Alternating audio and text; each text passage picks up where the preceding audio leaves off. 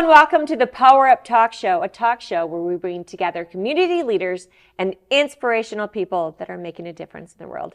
I am Sandy Spady, your host, and welcome to our show. We always like to begin with Deon Bass, the Songbirds Cocktails. Deon, what do you have over there for us? Hey Sandy, thanks for having me on the show. Today I'm going to be doing a couple of things. One's going to be a non-alcoholic, and the other is going to be an amaretto sour. So the only difference really is going to be that I am going to use an NA ginger spirit in one, and in the other I'm going to use a delicious amaretto. Both spirits are delicious, just one has no libations, so to speak. So let's go ahead and get started. I've already poured my ginger spirit in here, so we're going to go ahead and start out with a little pineapple gum syrup, a little lemon juice, a smidge of pineapple juice, and we're ready there. And then the same with the second one.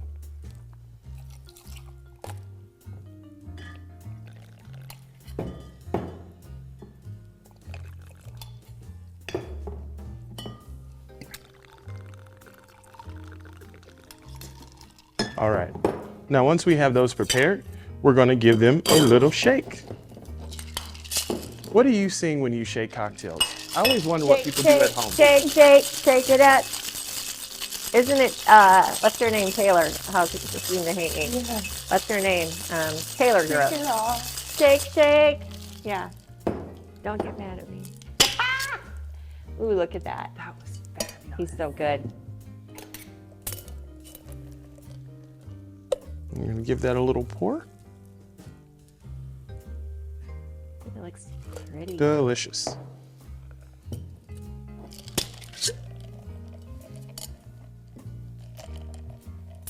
We're gonna give that a little pour.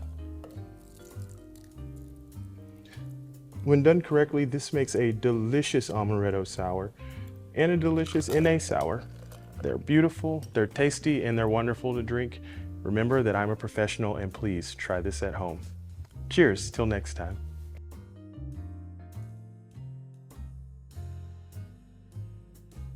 All right, well, let's toast to amazing women. All right. You. Yes, that's Cheers.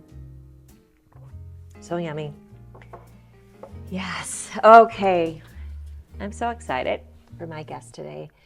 Jaymie Schroeder is the Quality Control Manager of Pyramid Roofing. Been there for a while, but she is a model, an author, and a poet. Jaymie, welcome to the show. Thank you. She was recently at our Women with Voices event. We had 11 authors come and share snippets of their stories.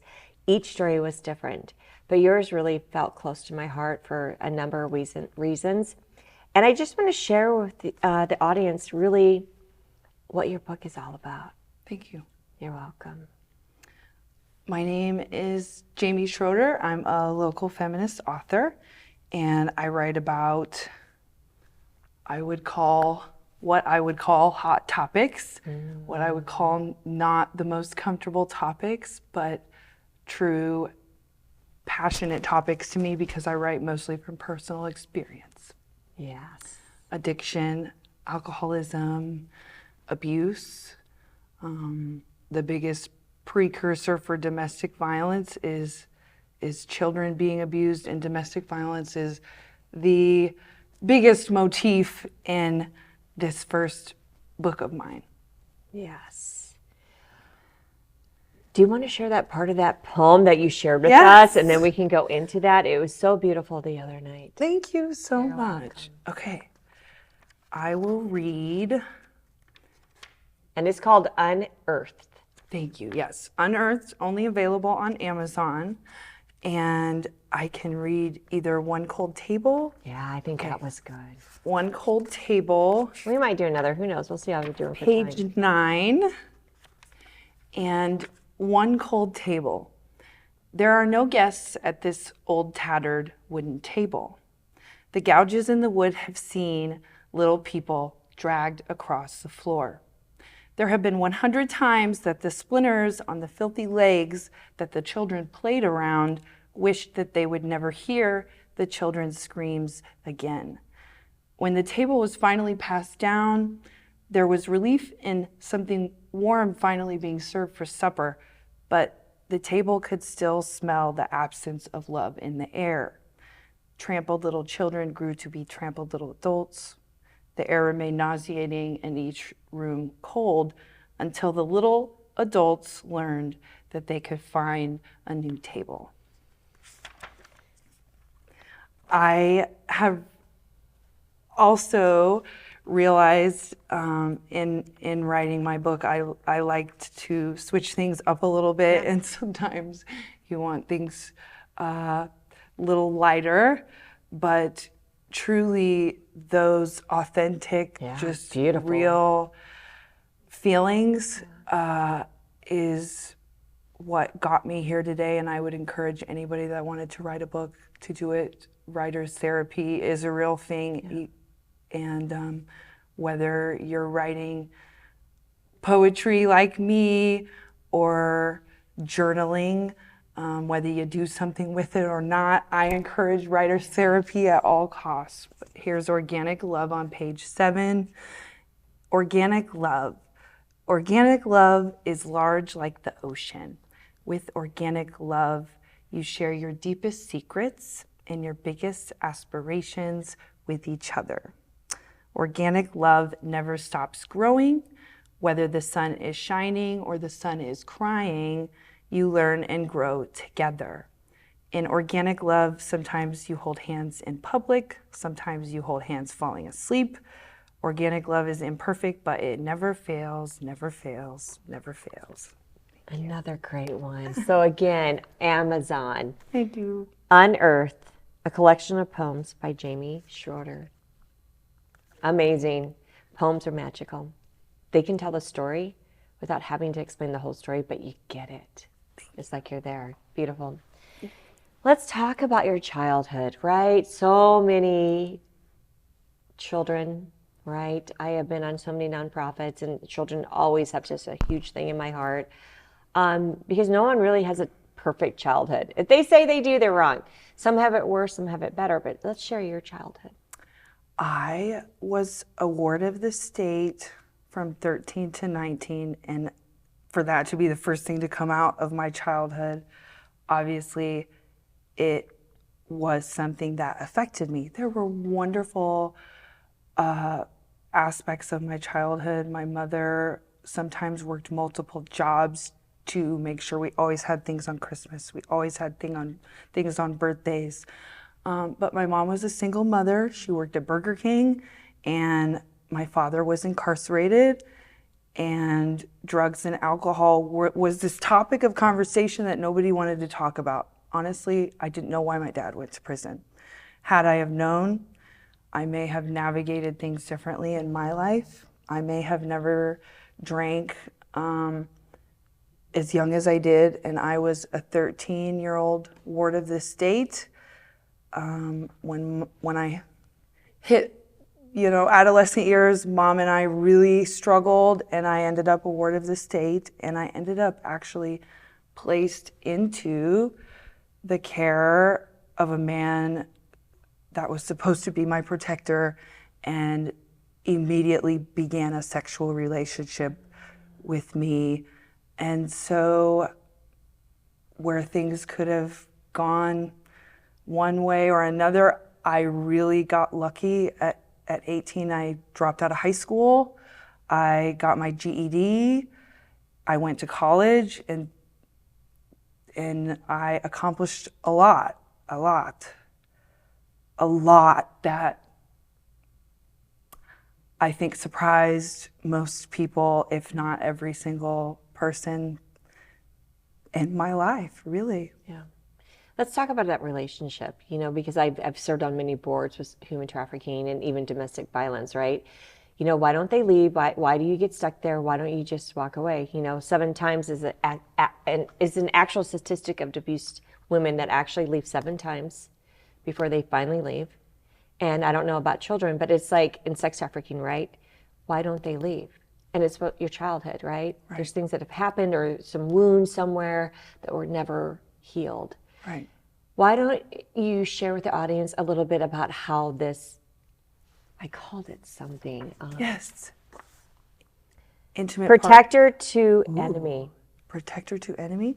Yeah, I just like Yes. share a little bit. Like Thank you. it's called grooming, Because right? I'm They going to be groom honest. you. Yes, in the Domestic last violence, sex trafficking, it's You're all so grooming. right, and you have a name for it, because actually in my adulthood, this person who took 11 years of my life, we were together for 11 years, but it was never right, you know. He was always better than me. I was an object. There were things I never experienced in relationships that people should experience in relationships. And to have this person say, wow, I'm so proud of you. I like freaked out, like, how dare you say you're proud of me? How dare you even speak to me? I was upset, and I was surprised, but I don't even think they see it that way. I was a 13-year-old. Yeah. This person was 26, and there may be other people that somehow don't see it this way, or notice it, you would think, you know. But I truly had a lot going on, and at the time, the state placed me with this person, and it just wasn't something we talked about until I was 17 and pregnant and scared. And, you know, I kind of turned 18 and it was okay. But the consequences stuck with me. Yeah. And I think I will go the rest of my life challenging the dynamics that set me up with. Yep. And I didn't go to school and focus on school. Quite honestly, I was licking up most of the time, and maybe that was a way to keep me there too. Yeah. But where I've had challenges with my faith recently, maybe it's nice to talk about some of these things, because I do believe that God had better plans for me. Yeah, absolutely. What is some of the things that finally broke you free from some of these, you know, alcohol addiction and you know, being around those people that just are magnets to people that are abused? They just sense it. They use it. At first, they pump you up and they give you everything, and then everything you share with them personally, they use it against you every day of your life. Yes, and you know that by going through that. Yeah. Thank you. So really, the power of encouragement, even from one person. Yeah. My sister-in-law just told me, keep writing, no matter what, keep writing, or stay sober. And certainly it was something I could have told, I suppose, myself, or it seems so simple, but somehow it's not. And in those moments when we're having those heavy feelings, it takes one person to encourage us. And quite honestly, the book wouldn't have happened if my sister-in-law wouldn't have said to keep writing. Wow. And she was right. And I think that, especially now, we quiet ourselves too much. We don't dream enough. Yeah. Social media now, and navigating personally how I did my book. Anybody can write a book. Everybody should write a book. Everyone has a book. That's why Women with Voices, it's to find your voice. We have it. And I encourage women every day to write your story. Some can't through legal things and bullies in the world, but the ones that can, you need to, because someone needs to hear that story. Mm-hmm. And I had a poet that inspired me in just the authentic self. Yeah. And I literally came into this, and it's the only way to be, pretending like nobody's going to read it. You know, I'm just doing this for me. It's a healing experience. Yes. But you are helping people. Thank you. What is something that you want to share about the process of doing this? If someone's like, I think I have a book, how do you even begin? Yes. I I think I took a route that, you know, a poetry book is a collective, it's a collection of my poems, so it was an easy way to piece everything together. But there are other ways. You can blog a book. There's a book called How to Blog a Book, which is an easy way to write a book. Nice. And just talking in the hallway with some other authors that you've introduced me to, she offered to me, you know, a way that she organizes. So I would say there's definitely no right or wrong way, certainly, but it is scary on where to start, or even publishing companies. Am I getting the runaround here? Yeah. Am I gonna, you know, you want to take a risk, but you don't want to take too much of a risk. You don't want to waste your money, right? Yeah, it's not You want to cheap. have a It's good publisher. Yeah. You don't want to get ripped off. You know, if anybody wanted to reach out to me, I would be willing, you know, to say, oh, that looks right, or maybe doesn't look right. And Were you self-publisher, right?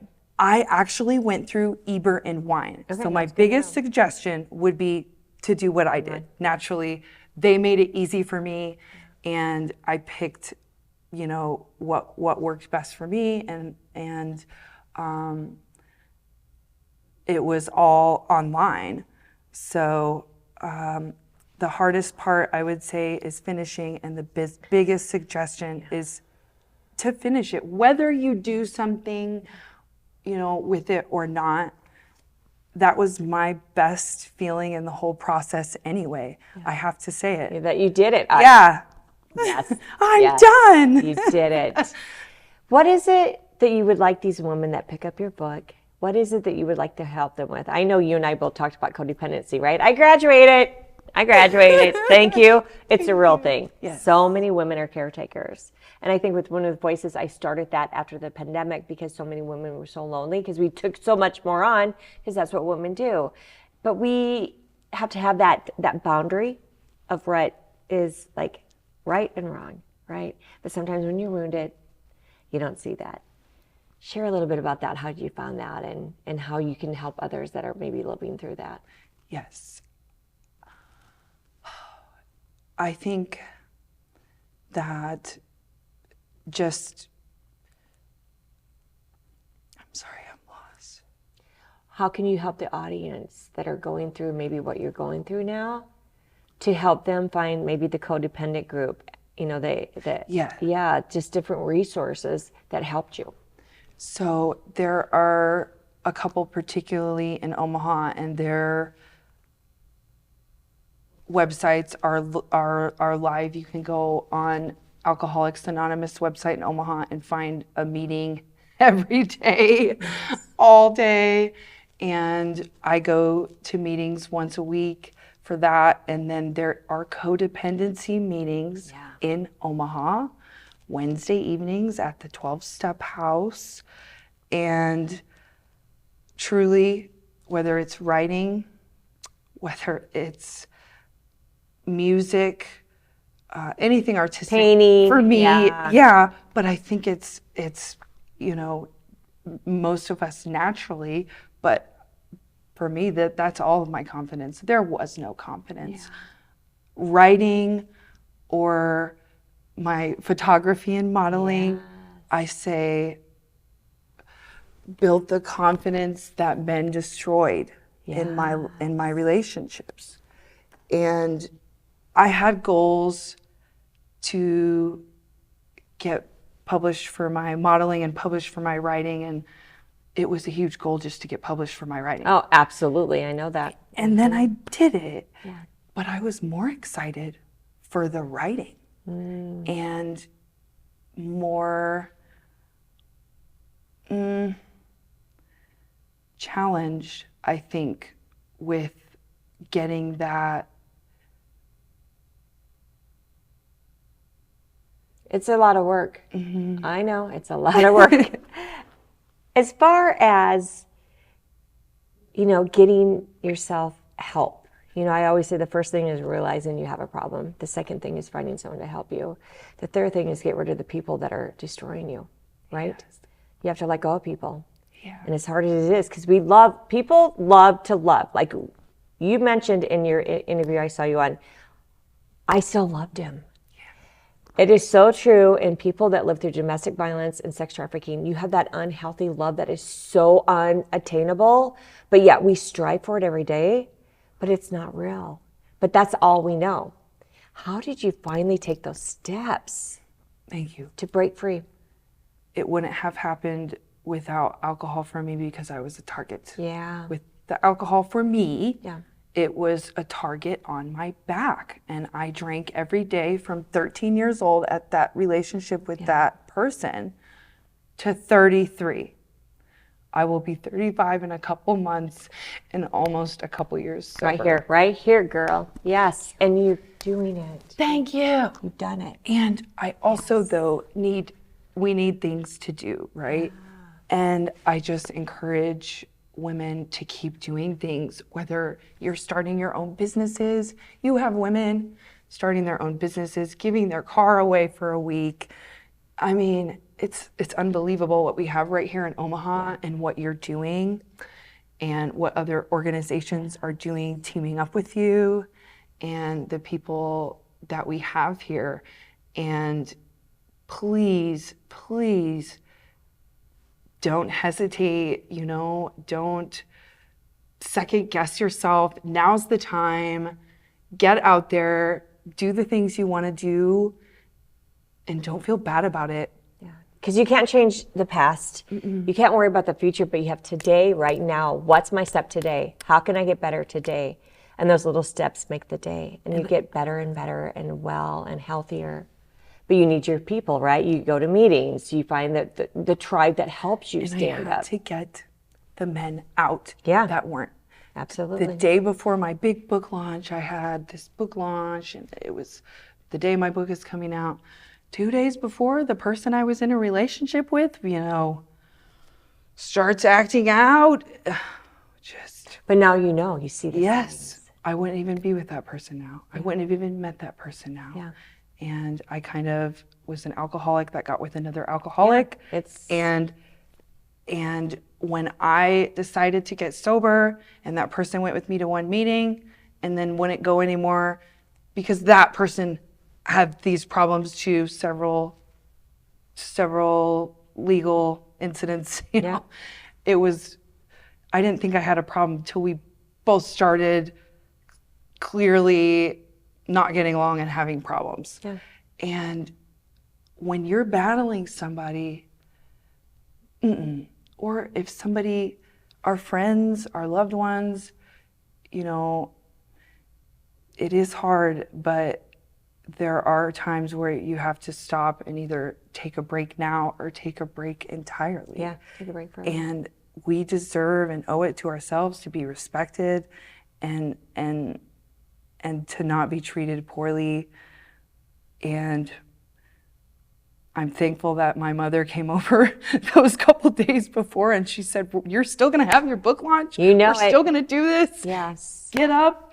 We're going to You do need this." your And- people. Yeah. You need your people. And that might change. Yeah, And, absolutely. in dealing with things and being honest and being authentic, I've been able to have conversations with, my family and heal in spaces and be better now. So I think I would love to know, when did you start writing poems? How old were you? I was young. I knew it. Thank you. Yeah. I didn't graduate high school. I was this Yeah. dropout. I passed one English class and one art class, which tells you what I liked. Yeah, but you were living on survival mode. And a lot of women do, a lot of children do. They still state test you. Yeah. Even though I had a 0.08 GPA. I tested college level at 13 years old. Wow. For English. And so it was always something I was good at. But I didn't feel like I was good at anything. No, because you're wounded. You're so wounded. Yes. And now look at you today. are confident, you're Yes. strong, you have boundaries, you're touching women every day. If you were a speaker for a group of 8th graders, right? I think junior high, I love speaking to 8th graders. I love getting them young, right? The confidence, right? I love that. What would you share with them? Something to give them hope that maybe a couple of those 13-year-olds are sitting there. To never, ever stop believing in yourself. And that's the one thing that I would hope everybody honestly would get out of this, no matter what age. But it's true. And as a child at that age, I wish I would have felt that. And I knew I was good at writing and I enjoyed it.